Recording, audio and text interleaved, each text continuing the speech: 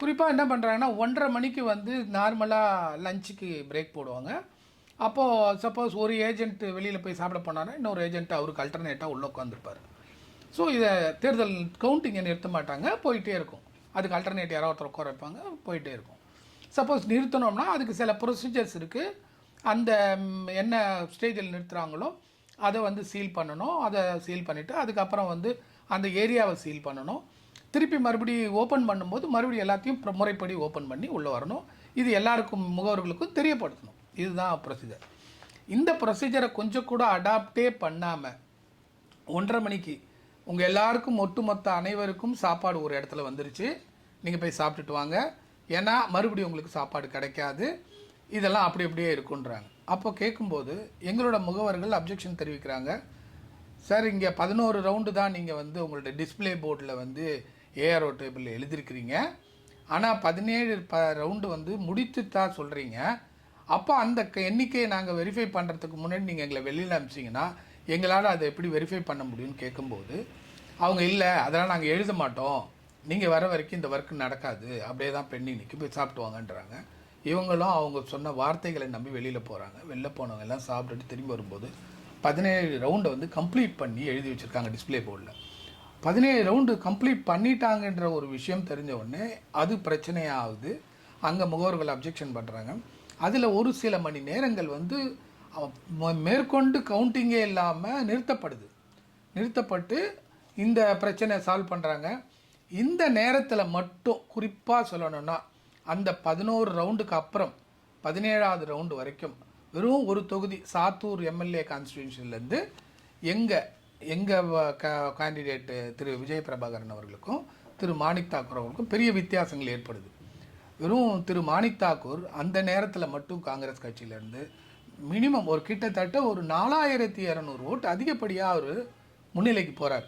அது வரைக்கும் முன்னிலையில் இருந்த திரு விஜய் பிரபாகரன் வந்து பின்னுக்கு தள்ளப்பட்டு இவர் முன்னுக்கு போகிறார். இந்த நேரத்தில் பல முறைகேடுகள் நடந்திருக்கு. இந்த முறைகேடுகளுக்கெல்லாம் காரணமாக வந்து அங்கே இருந்த அதிகாரிகளும் அங்கே அரசுக்காக செயல்பட்டவர்களாக தான் இருந்தாங்களுக்காச்சும் ஆளுங்கட்சியோட ஃபுல் அனுமதியோடு தான் இந்த செயல்கள்லாம் நடைபெற்றதாங்க.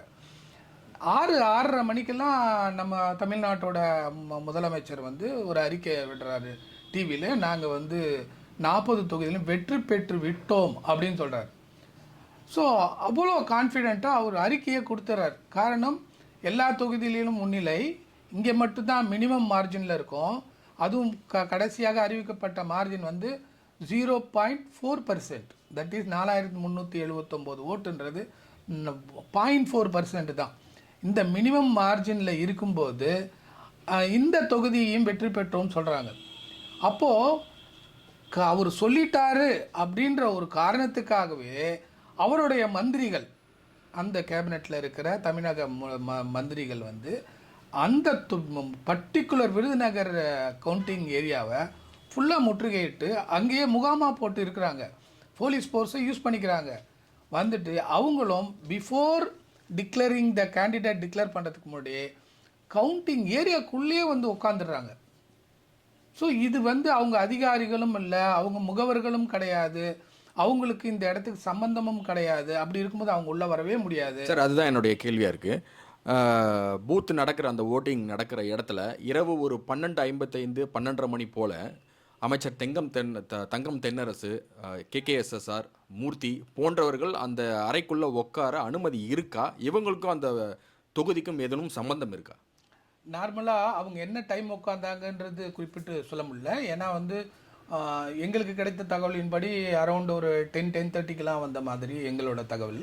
ஸோ அதனால் டைம் கரெக்டாக எக்ஸாக்டாக சொல்ல முடியல.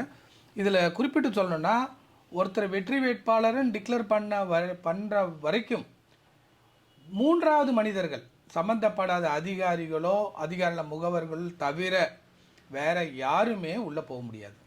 ஸோ வெற்றி பெற்றதாக அறிவிக்கவே படலை. அந்த நேரத்தில் இவர்கள் அது உள்ளே போய் முகாமிடுறதே அதுவே பெரிய வயலேஷன். இந்த வயலேஷனே இந்த எலெக்ஷனை ரத்து பண்ணுறதுக்கு உண்டான பெரிய காரணமாக இருக்கும்.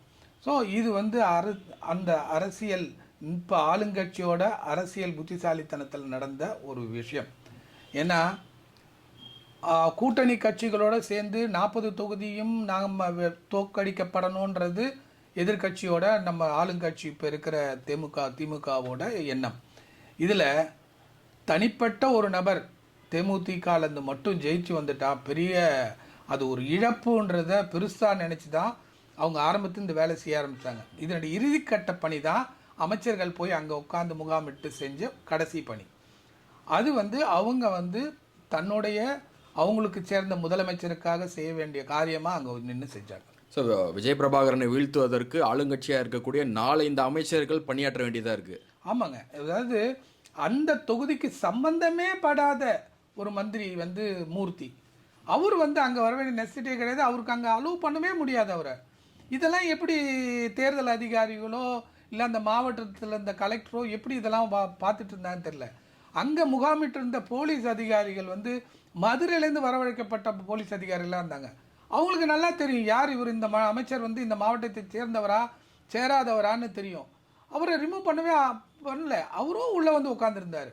ஸோ இதெல்லாம் டோட்டல் தமிழ்நாட்டில் நடக்கக்கூடாத விஷயங்கள்லாம் இந்த எலெக்ஷனில் நடக்கும்னு சொல்லுவாங்களே, அது இந்த தேர்தலில் கரெக்டாக பண்ணி வச்சாங்க. அது சார் இறுதியான ஒரு கேள்வி, இப்போது இந்த வழக்கு அடுத்த கட்ட நகர்வாக எதை நோக்கி நகரும் சார்? சார் இப்போது எங்களுக்கு நேற்று கொடுத்த அறிவுரைப்படி அவங்க 7 நாட்களுக்குள்ள தகுந்த பதில் கொடுப்போம்னு சொல்லியிருக்கிறாங்க. சப்போஸ் எங்களோட கொரீஸை அவங்க ஒரு என்கொயரியாக ஸ்டார்ட் பண்ணாங்கன்னா டெஃபினட்டாக நாங்கள் கொடுத்துருக்கிற 22 அலிகேஷன்ஸ் கொடுத்துருக்குறோம். அதாவது ப்ரிலிமினரி அலிகேஷன்ஸ், மீதி அலிகேஷன்ஸ் இருக்குது கொடுத்துருக்கோம். அதில் 1-2 அவங்களுக்கு ப்ரூவ் ஆகுதுன்னு அவங்க தெரிஞ்சால் அவங்க டெஃபினட்டாக சீஃப் எலெக்ஷன் கமிஷனர் இதுக்கு ரீகவுண்டிங் போடுறதுக்கு அவருக்கு அதிகாரம் இருக்குது. இல்லை எனக்கு அந்த வரைமுறையில் இல்லை, எனக்கு அந்த அதிகாரம் இல்லைன்னு அவர் ஃபீல் பண்ணார்னா எங்களை நீதிமன்றத்தை அணுகிறதுக்கு அவர் டைரக்ஷன் கொடுக்கறதுக்கும் வழி இருக்குது. ஸோ எனிவே நாங்கள் இந்த இதை தேர்தல் கமிஷன் இல்லாமல் நீதிமன்றத்துக்கு போகிறதுக்கும் எங்களுக்கு வாய்ப்பு இருக்குது. இருந்தாலும் அதற்கு முன்னாடி ப்ரிலிமினரியாக நாங்கள் எந்த விதமான நடவடிக்கையும் எடுக்கலைன்னு நாளைக்கு தேர்தல் ஆணையம் எங்களை தவறுதலாக சொல்லக்கூடாதுன்றதுக்காக நாங்கள் எங்களோட எல்லா முயற்சிகளையும் ஸ்டேஜ் பை ஸ்டேஜ் செஞ்சுட்டு வந்துட்டுருக்கோம். இந்த சிசிடிவி ஃபுட்டேஜ் ஒரு பெரிய இம்பேக்டை இந்த தேர்தல் நடந்த முறைகேடுகளை இந்த உலகுக்கே போட்டு காட்டுற நிலைமைக்கு வரும். ஸோ அதனால தான் அதை கூட கொடுக்க விடாமல் என்னென்ன பண்ணுமோ முதல்ல ப்ரிலிமினரியாக செஞ்சாங்க. பட் அதுக்கு ப்ராப்பர் ப்ரொவிஷன் இருக்கனால அவங்க கொடுத்து தான் ஆகணும். கொடுத்ததுக்கப்புறம் நம்ம அடுத்த கட்ட நடவடிக்கை நாங்கள் மூவ் பண்ணுவோம்.